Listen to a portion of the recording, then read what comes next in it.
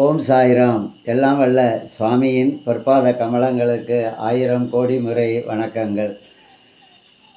இதை பார்க்கின்ற குழந்தைகளுக்கும் பெரியோர்களுக்கும் லவ்விங் சாய்ராம். குழந்தைகள் நன்கு வளர, நல்ல குணங்களோடு வளர, நல்ல கேரக்டரோடு வளர சுவாமி 1000 கதைகளை கூறியிருக்கின்றார்கள். அதில் ஒரு கதையினை இப்போது பார்ப்போம். கதையின் தலைப்பு service to man is service to God. அதாவது மாதவ சேவை, மாணவ சேவை. மனிதர்களுக்கு செய்கின்ற சேவை இறைவனுக்கு செய்கின்ற சேவை என்று பொருள்படும்.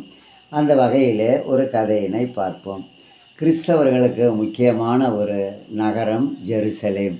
அந்த ஜெருசலேத்தில் அந்த கிறிஸ்தவ மதத்தை சார்ந்த ஒரு வயதான மூத்த ஒரு பாதிரியார் வருகை புரிகின்றார். அங்கே வர்றார். மூத்த பாதிரியார் ரொம்ப ஃபேமஸானவர், வயதானவர், நிறைய கற்றவர். அவர் எல்லோரும் மதிக்கப்படுகின்றவர். அவர் ஜெருசலேத்துக்கு அங்கே மக்களுக்கு நன்மைகள் அருளாசி புரிந்து எல்லாத்துக்கும் ப்ளஸ் பண்ண வர்றாரு. எனவே எல்லா மக்களும் ஜெருசலேத்தை நோக்கி போய்கொண்டு இருக்கின்றார்கள். அப்போ ஜெருசலேத்துக்கு பக்கத்தில் ஒரு கிராமம். அந்த கிராமத்தில் ஒரு ரோடு ஓரமாக ஒரு குடிசை. அதில் ஒரு வயதான மூதாட்டி வாழ்கின்றார். அவளுக்கு 80 வயசுக்கு மேலே இருக்கும்னு நினைக்கிறேன். அவள் நடக்கவே முடியாது. கையில் ஒரு பெரிய குச்சி வச்சு ஊன்றி ஊன்றி நடக்கிறாள். தள்ளாத வயது, ரொம்ப மெலிந்து, உடல் ஆரோக்கியமெல்லாம் கொஞ்சம் குறைஞ்சி போயிருக்கிறா. அவளுக்கு ஒரு ஆசை, எப்படியாவது அந்த பாதிரியாரை பார்த்து அவரிடம் நாம் பிளஸ்ஸிங்ஸ் வாங்கணும் அப்படிங்கிறத அவளுக்கு ஒரு ஆசை. எனவே அவளும் போக நினைக்கிறாள். ஆனால் முடியல. இருந்தாலும் மனதிலே இறைவனை நினைத்து கொண்டு அவள் அந்த வீட்டை விட்டு குச்சி ஊனி நகர்ந்து போகிறாள். ஒரு ஸ்டேஜுக்கு அப்புறம் அவளால் நடக்க முடியலை.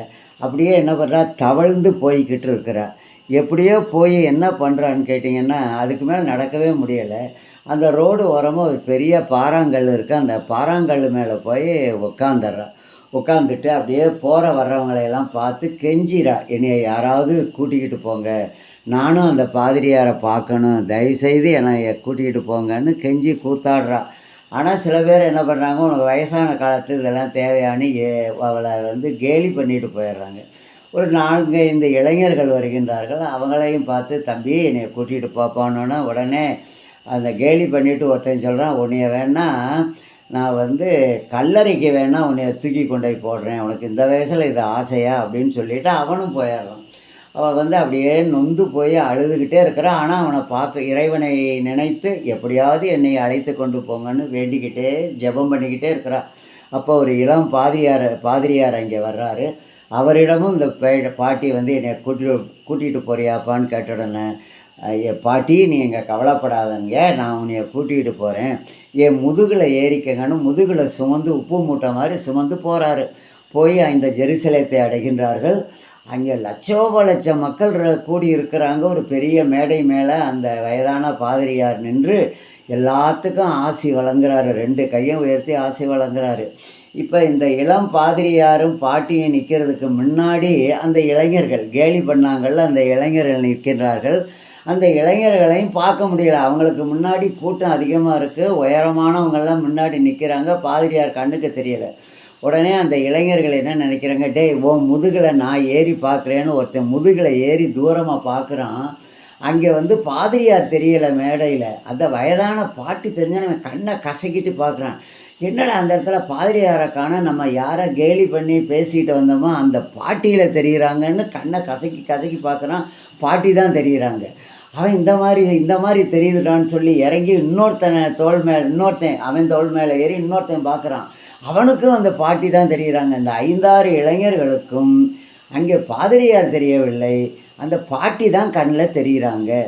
ஆனால் அவர்களுக்கு பின்னால் இருந்த அந்த இளம் பாதிரியாருக்கு க்ளீன் விஷன் கிடைக்கிது. அந்த பாதிரியார் மேடையில் உள்ளது தெளிவாக தெரியுது. அவர் 2 கைகளையும் அப்படியே அருளாசை வழங்குகின்ற காட்சி தெரிகிறது. அதே நேரத்தில் அவருக்கு இன்னொரு உணர்வு வருகிறது. அந்த இளம் பாதிரியாருக்கு என்ன உணர்வுன்னு கேட்டிங்கன்னா, அங்கே இருந்த பாதிரியார் ஒரு செகண்டில் அவர் முதுகில் பாட்டி தொங்கிக்கிட்டு இருந்தாங்கள்ல, அது மாதிரி அந்த வயதான பாதிரியார் முதுகில் தொங்குற மாதிரி அவருக்கு உணர்வு வருது.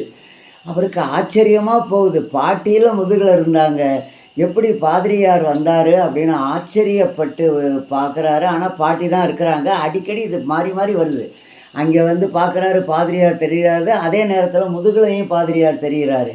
எனவே அவர் இது இறைவனுடைய ஒரு கருணை என்று நினைத்து கொண்டு அவர் வந்து அந்த பாட்டிக்கு அந்த ஒரு காட்சியை காண்பித்து அவர்கள் செல்வதாக அந்த கதை முடிகிறது. இதிலிருந்து நாம் தெரிந்து கொள்ள வேண்டியது என்னவெனில், அந்த இளம் பாதிரியார் வந்து அந்த பாட்டிக்கு செஞ்ச உதவி இறைவனுக்கு செஞ்ச உதவியாக மாறி அவருக்கு இறைவனே காட்சி அளிக்கின்றார்.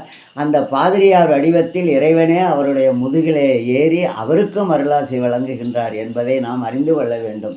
அதே நேரத்தில் பாட்டிக்கு உதவாமல் போன அந்த இளைஞர்களுக்கு கண்களுக்கு பாட்டி தான் தெரிந்தால் இறைவன் தெரியவில்லை என்பதை நான் உணர வேண்டும். எனவே இதிலிருந்து குழந்தைகளாகிய நீங்கள் தெரிந்து கொள்ள வேண்டிய செய்தி என்னவெனில், service to man is service to God. மனிதர்களுக்கு செய்யும் சேவை இறைவனுக்கு செய்யும் சேவை என்பதை உணர்ந்து உங்களால் முடிந்த அளவு உற்றோருக்கும் மற்றோருக்கும் உறவினர்களுக்கும் வறியவர்களுக்கும் உங்களால் முடிந்த உதவிகளை செய்யுங்கள். உங்கள் வாழ்வு சிறக்கும். ஜெய் சாய்ராம்.